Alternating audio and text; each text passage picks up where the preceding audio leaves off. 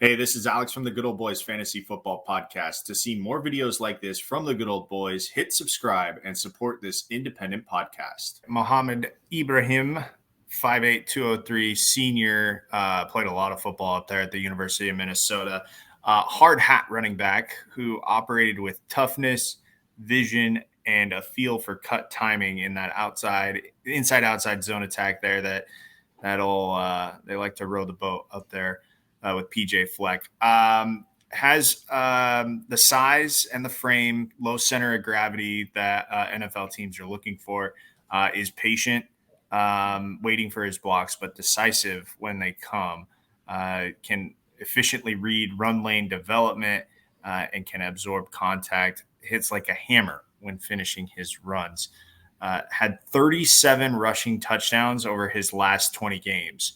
Here's the downside about his last 20 games.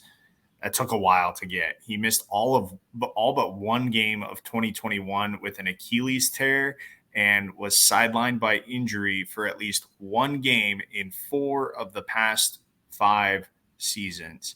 As another thing against him, average burst forces him into the role of a grinder, and that's kind of what he projects as in the NFL, is that grinder type. Would be a very nice complement back if you have kind of a speedster or a guy that you need to just come in on third down to get you, 2 or 3 yards. That's a Mo Ibrahim.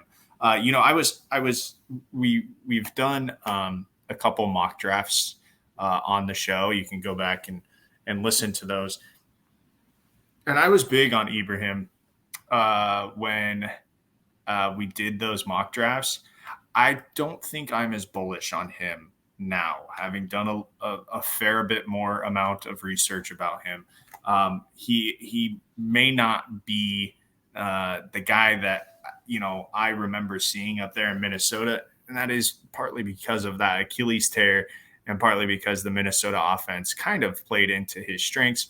But again, reliability issues would creep into anybody's mind as they consider taking him. So I think landing spot does dictate a lot about where I would be so inclined to draft him in a rookie draft. Right now, I'm not so sure that in a really deep league, he's probably somebody that you keep on your radar as a late flyer. But at landing spot does, I think, depend a lot here, because what kind of work is he going to get when he's in the NFL? He's not really going to be asked to be your first and second down back, but he will be asked to probably be that third down back. And in that third down situation, is he on a team that finds themselves more often than not in third and short or third and long behind the sticks, because he probably won't be as useful in those situations. So this is a guy where landing spot, I think, does really dictate where his fantasy draft stock, his fantasy draft value is super correlated to whatever team ends up taking him.